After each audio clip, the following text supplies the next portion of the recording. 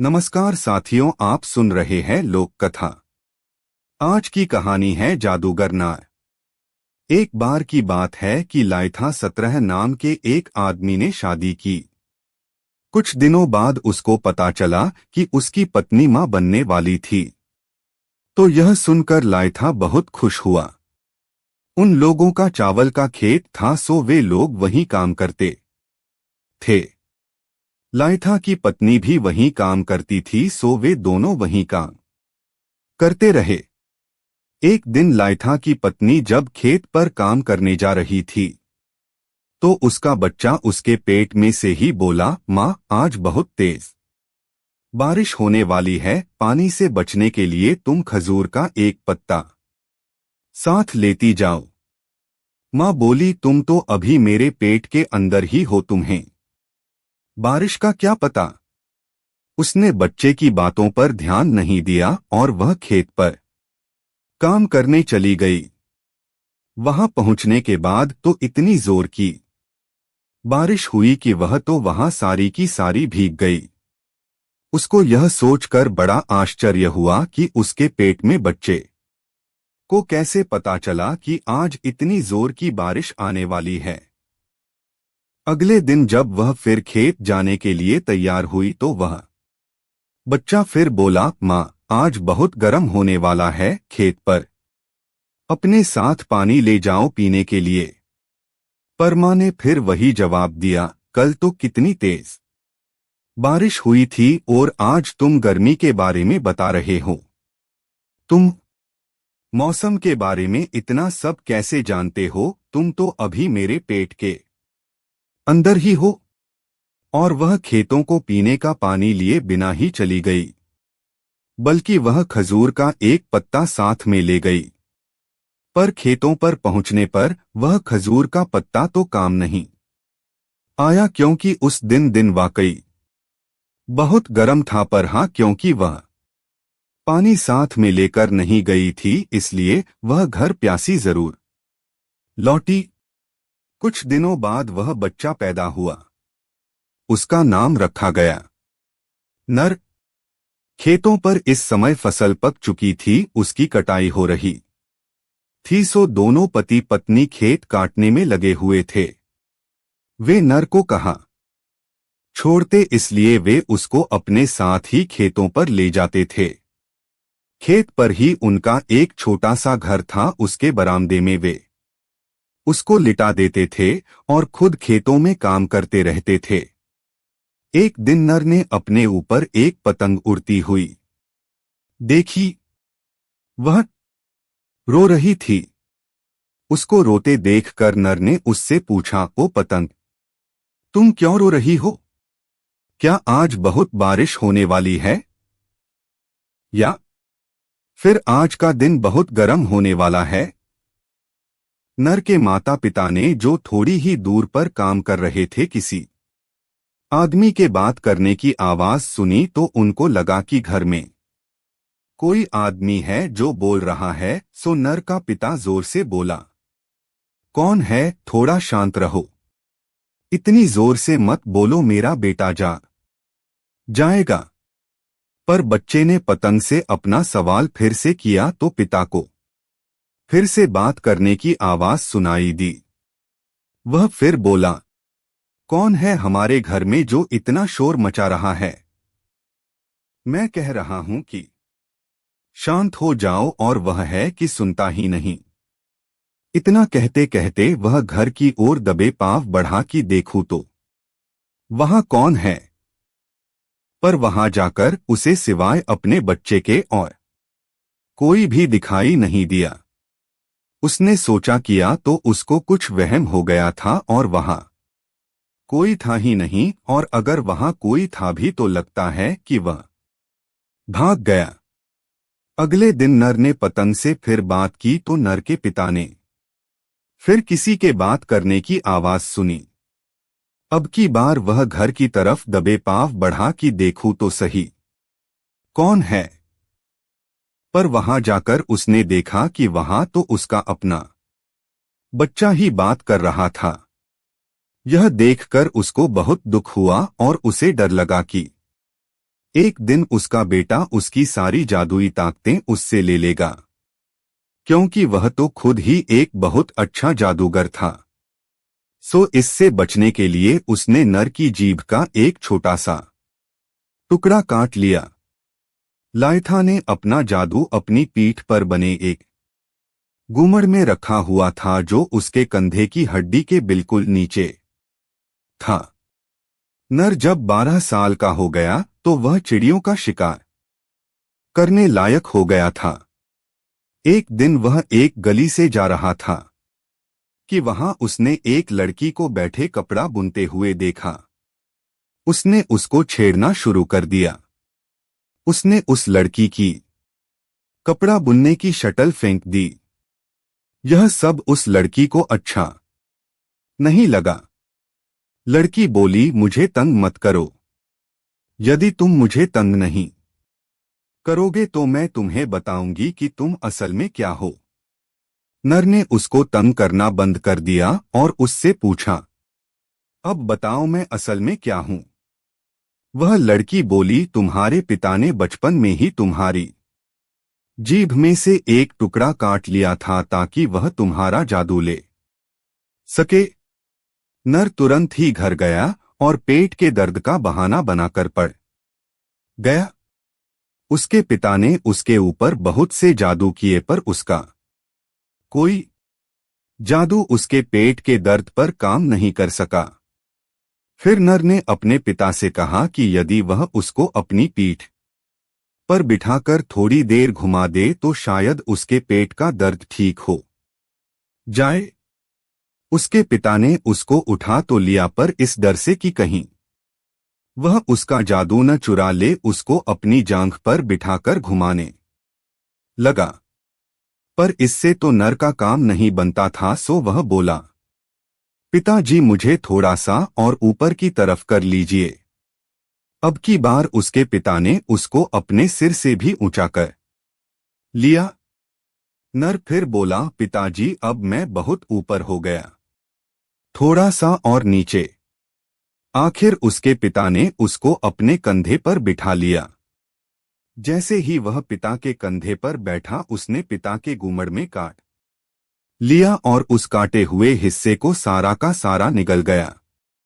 हालांकि उसके पिता ने उससे बहुत कहा कि कम से कम वह थोड़ा सा जादू तो उसके लिए छोड़ दे, पर उसने जवाब दिया, पिताजी अब तो मैंने वह सारा का सारा निगल लिया। नर की अक्लमंदी। जब नर और बड़ा हो गया तो उसने अपनी अक्लमंदी और ताकत को जांचना चाहा। सो एक दिन उसने अपने पिता से कहा, पिता जी आपको क्या लगता है, सुअर के ज्यादा पैसे मिलेंगे या चाव 19 के? उसके पिता ने कहा, इसमें भी कोई पूछने की बात है, सुअर के पैसे ज्यादा मिलेंगे। देखते हैं, कहकर यह बताने के लिए कि चाव के पैसे ज्यादा मिलेंगे, वह चाव बेचने के लिए चला गया और अपने पिता को सुअर बेचने के लिए भेज दिया। लोगों ने सुअर खरीदने की तो हिम्मत नहीं की, पर चाव क्योंकि सभी खाते थे इसलिए उसे हर आदमी थोड़ा थोड़ा लेना चाहता था। इस तरह चाव तो जल्दी खत्म हो गया, पर उसके पिता का सुअर नहीं बिका। नर ने अपने पिता से पूछा, पिताजी आप ठीक थे या मैं? उसके पिता ने जवाब दिया, बेटा तुम ही ठीक थे, तुम तो 900 हो। तुम तो जब अपनी माँ के पेट में थे तुम तभी से बहुत अक्लमंद हो। कुछ दिन बाद नर ने अपने पिता से पूछा, पिताजी अगर एक हिरन और एक चूहा दोनों सड़क पर भागे जा रहे हों तो लोग किसका पीछा करेंगे, हिरन का या चूहे का? उसके पिता ने तुरंत जवाब दिया, यह भी कोई पूछने की बात है, लोग हिरन का पीछा करेंगे। नर ने अपने पिता को फिर से गलत साबित करने के लिए खुद तो एक चूहा सड़क पर छोड़ दिया और अपने पिता से एक हिरन छुड़वा दिया। जैसे ही हिरन को छोड़ा गया वह तो तुरंत ही भाग गया, मगर जब चूहा छोड़ा गया तो उसे सबने देखा। वे सब उसके पीछे दौड़े। उसको पकड़ा और उसको मार दिया। इस प्रकार नर ने यह फिर से साबित कर दिया कि वह सही था और उसका पिता गलत था, पर नर के पिता ने उसे फिर से वही जवाब दिया जो उसने उसे पहले दिया था। नर और नसाईपौ। नर अब बहुत होशियार जादूगर हो गया था और अब वह किसी से डरता भी नहीं था। एक दिन नर का पिता एक गांव के सरदार नसाईपौ से मिलने गया। नसाईपौ भी एक बहुत बड़ा और होशियार जादूगर था। जब नर का पिता नसाईपौ के पास पहुंचा तो नसाईपौ ने उससे पूछा, तुम यहां तक मौत की नदी पार करके आए हो, है ना? नर के पिता ने कहा, हाँ, मैं मौत की नदी पार करके आया हूं। इसके बाद नसाईपौ ने बियर खोली। उसमें से उसने खुद भी ली और नर के पिता को भी दी। जैसे ही नर के पिता ने बियर चखी वह मर गया।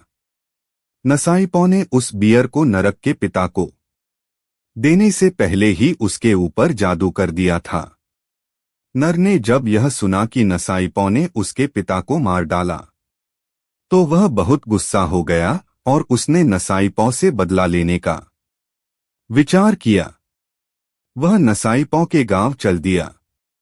नसाईपौ ने नर को अपने घर की तरफ आते देख लिया था तो उसने अपने जादुओं को बुलाया और उनको खाने पर पूरे घर में और घर के दरवाजे पर तैनात कर दिया ताकि नर उसको कोई नुकसान न पहुंचा सके।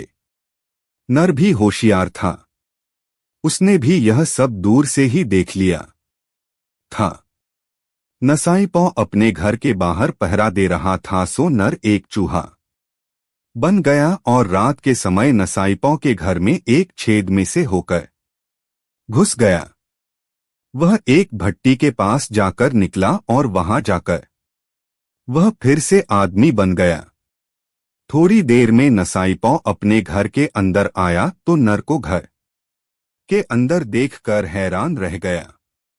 उसने पूछा, तुम यहां अंदर कैसे आए? क्या मौत की नदी से होकर? नर बोला, नहीं, मैं तो जिंदगी की नदी से होकर तुम्हारे घर चावल और मांस खाने आया हूं। नसाईपौ ने उसका स्वागत किया और अगले दिन सुबह नर के आने की खुशी में बियर की एक दावत दी। उसने नर की बियर की नली में, जिससे वह बियर पीने वाला था, एक बड़ा सा सांप घुसा दिया। नर को भी पता चल गया कि उसकी बियर पीने वाली नली में एक सांप है, सो उसने नसाईपौ को सामने वाले दो पहाड़ों की तरफ देखने के लिए कहा जो आपस में लड़ते से दिखाई दे रहे थे। जब नसाईपौ उधर देख रहा था तो उसने खुद चील बनकर उस नली में से सांप को बाहर निकालकर फेंक दिया और वह फिर से नर बनकर बैठ गया। उसने अपनी बियर पीनी शुरू कर दी और नसाईपौ की बियर पर जादू डाल दिया। नसाईपौ ने अपनी बियर पी तो उसके होठ बियर पीने वाली नली से चिपक गए और उसका पेट बियर के बर्तन से चिपक गया। अब तो वह हिल भी नहीं सकता था।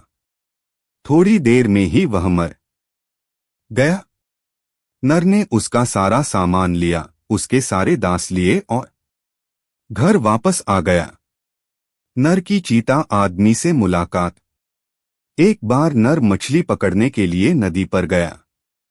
वहां उसने मछली पकड़ने के लिए नदी के ऊपर की तरफ जाल फेंका तो उसका जाल एक चीता आदमी के जाल में फंस गया, क्योंकि उस समय चीता आदमी ने भी अपना मछली पकड़ने वाला जाल नदी में फेंक रखा था।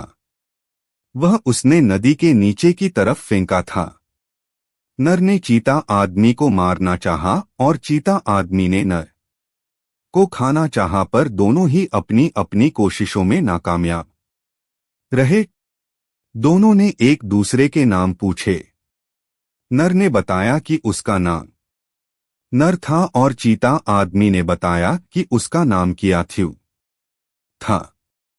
दोनों दोस्त बन गए और दोस्ती के तौर पर उन्होंने अपनी अपनी पकड़ी हुई मछलियां एक दूसरे से बदल लीं। पर नर ने देखा कि कियाथू की मछलियों के तो सिर ही नहीं थे, क्योंकि कियाथू ने जैसे ही अपनी मछलियां पकड़ी वैसे ही उनके सिर खा लिए थे। वह चीता आदमी था न, सो नर को बिना सिर की मछलियां ही अपने घर ले जानी पड़ी। कियाथू भी एक बहुत बड़ा जादूगर था। वह एक मधुमक्खी बन गया और नर के पीछे उड़ चला। नर भी पहचान गया कि कियाथू उसके पीछे मधुमक्खी बना चला आ रहा था। जब नर घर पहुंचा तो उसने अपनी सारी मछलियां मां को दे दी। मां ने उनको देखते ही कहा, अरे बेटा, आज यह कैसे हुआ कि आज जितनी भी मछलियां तुमने पकड़ी उनका किसी का भी सिर नहीं है। नर बोला, मां, आज मैंने उन सबके सिर काट दिए थे और उनको पका कर खा गया हूं। उसकी मां यह सुनकर चुप हो गई। जब कियाथू ने देखा कि नर ने अपनी मां को सच बात नहीं बताई कि वह एक चीता आदमी का दोस्त बन गया था, तो वह बहुत खुश हुआ और मन ही मन नर की तारीफ करते हुए अपने घर चला गया। कियाथू नर से बहुत खुश था, सो एक दिन उसने नर को कहलवाया कि वह उससे मिलना चाहता था और वह बहुत खुश होगा अगर वह उसके पास आकर कुछ दिन उसके पास ही ठहरे। नर ने भी कियाथू को कहला भेजा कि वह जरूर आएगा और उसको अपने आने का दिन भी बता दिया। कियाथू के गांव के सारे लोग चीता आदमी थे, इसलिए उसने उन सब लोगों से कह दिया कि उसका एक दोस्त उससे मिलने आ रहा था, इसलिए वे सब आदमियों की शक्ल में दिखाई देने चाहिए, चीते की शक्ल में नहीं। नर अपने बताए दिन पर कियाथू के गांव आ पहुंचा।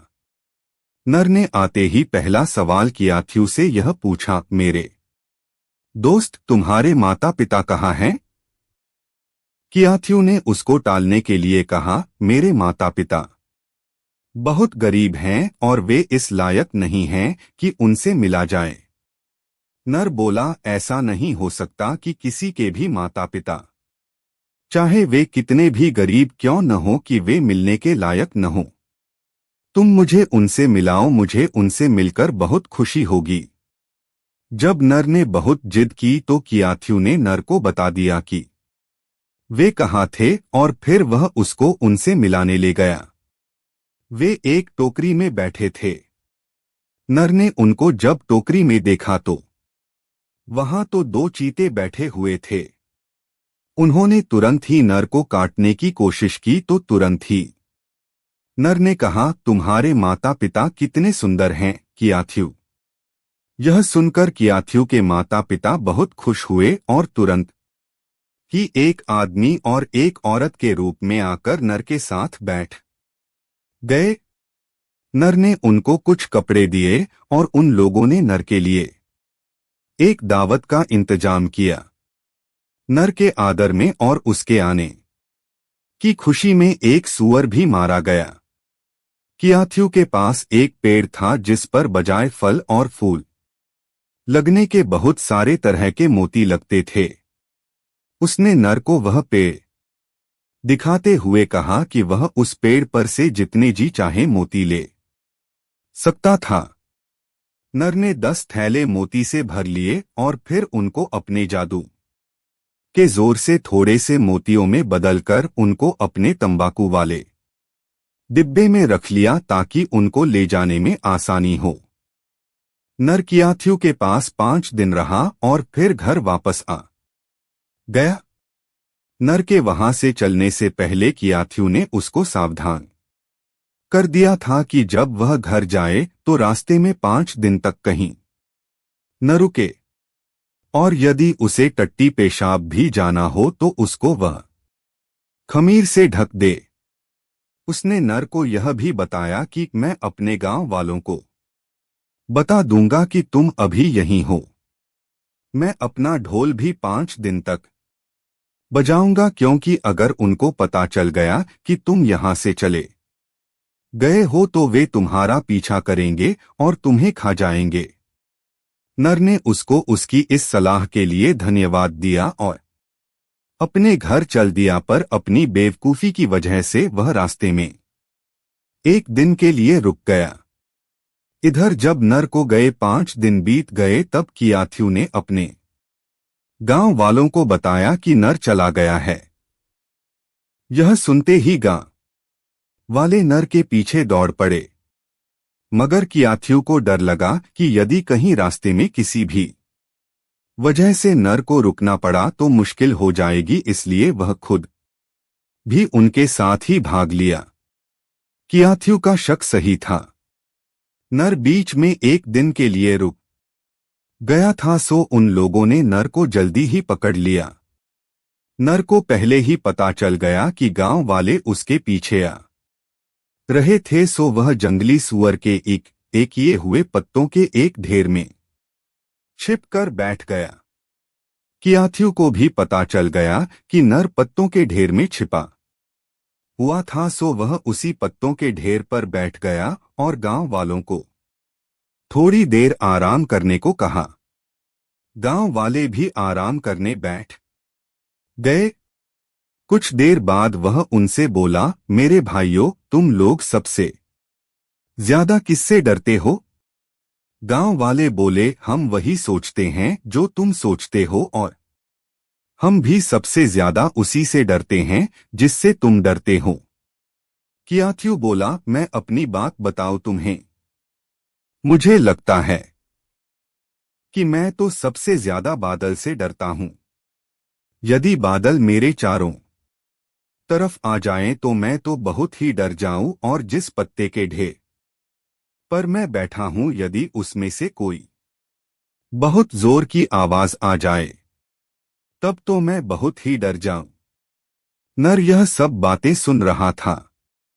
उसने अपने जादू से चारों तरफ बादल फैला दिए, और जितनी जोर से वह चिल्ला सकता था उतनी जोर से वह चिल्ला दिया। चारों तरफ बादल देखकर और वह जोर की आवाज सुनकर सारे चीता आदमी डर के मारे वहां से भाग लिए, केवल कियाथू रह गया। कियाथू ने तो उनसे यह सब केवल इसीलिए कहा था ताकि वे लोग वहां से भाग जाएं, सो वो भाग गए। उनके जाने के बाद कियाथू ने नर से कहा, तुमने यह क्या बेवकूफी की कि तुम रास्ते में रुक गए? नर बोला, हाँ, वाकई यह मेरी बेवकूफी थी, मुझे माफ कर दो। फिर वह अपने घर वापस आ गया। वहां आकर उसने अपने उन थोड़े से मोतियों को 10 थैले मोतियों में बदल लिया, और काफी सारे मोती उसने अपने दोस्तों में बांट दिए। नर का भाई इसके बाद नर के बड़े भाई ने भी, जो थोड़ा सा बेवकूफ था, सोचा कि वह भी नर की तरह जाएगा और मोती एक एक करके लाएगा। सो वह भी कियाथू के गांव की तरफ चल दिया। जब वह कियाथू के घर पहुंचा तो नर की तरह से उसने भी कियाथू के माता पिता के बारे में पूछा। कियाथू ने उसको टालने के लिए कहा, मेरे माता पिता बहुत गरीब हैं और वे इस लायक नहीं हैं कि उनसे मिला जाए। नर के भाई ने भी नर की ही तरह ही जवाब दिया, दुनिया में किसी के भी माता पिता ऐसे नहीं हो सकते जिनसे न मिला जाए, चाहे वे कितने भी गरीब क्यों न हो। तुम मुझे उनसे मिलाओ, मुझे उनसे मिलने में अच्छा लगेगा। जब नर के भाई ने बहुत जिद की तो कियाथू उसको उनसे मिलाने ले गया, पर जब उसने टोकरी में देखा तो वहां तो 2 चीते बैठे हुए थे। उनको देखकर वह डर गया और बोला, मुझे तो डर लगता है। कियाथू के माता पिता ने नर के भाई को झूठ मूठ काटने का बहाना किया, पर यह सोचकर कि वह एक बेवकूफ है, उसे माफ कर दिया। कियाथू ने नर के भाई को भी अपना वह पेड़ दिखाया जिस पर बजाय फल और फूलों के कई तरह के मोती आते थे, और उससे कहा कि वह उस पेड़ पर से जितने चाहे उतने मोती ले ले। नर के भाई ने उस पेड़ पर से जितने मोती वह आसानी से ले जा सकता था उतने मोती लेकर घर जाने को तैयार हुआ। कियाथू ने उससे भी कहा, तुम सीधे घर जाना, रास्ते में कहीं रुकना नहीं, नहीं तो मेरे गांव वाले जो चीते हैं तुम्हारा पीछा करेंगे और तुम्हें खा जाएंगे। मैं 5 दिन तक ढोल बजाऊंगा और उस बीच में तुम अपने घर ठीक से पहुंच जाओगे। सुनकर नर का भाई अपने घर चला गया, पर वह बेवकूफ रास्ते में 2 दिन रुका, इसलिए कि वह मोतियों को एक साथ रखने के लिए धागा ढूंढता रहा। 5 दिन के बाद कियाथू के गांव वालों ने उसका पीछा किया और उसको पकड़ लिया और खा लिया। कियाथू ने गांव वालों से कहा, तुमने मेरे दोस्त नर के भाई को खाया, अब नर बहुत गुस्सा होगा, तुम उसको उगल दो। सारे चीतों ने मिलकर कियाथू का कहना माना और नर के भाई को उगल दिया। कियाथू ने उसके शरीर के सारे टुकड़े जमा करके जोड़ दिए, पर उसके शरीर का एक टुकड़ा एक बूढ़े चीते की दाढ़ में फंसा रह गया। उस टुकड़े को वह किसी तरह भी नहीं निकाल सका, इसलिए नर के भाई का शरीर पूरा नहीं हो सका और उसकी एक बगल में एक छेद रह गया।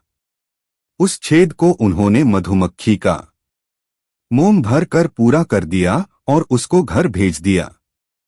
नर का भाई जब घर पहुंचा तो उसने नर से कहा, देखो मैं भी थोड़े से मोती ले आया हूं। पर नर ने कहा, नहीं भाई, यह तुम नहीं हो, यह तो तुम्हारी लाश है जो घर वापस आई है, क्योंकि चीतों ने तो तुम्हें खा ही लिया था। नर के भाई ने कहा, नहीं, यह झूठ है, मैं तो अभी जिंदा हूं, मुझे क्यों मरना चाहिए।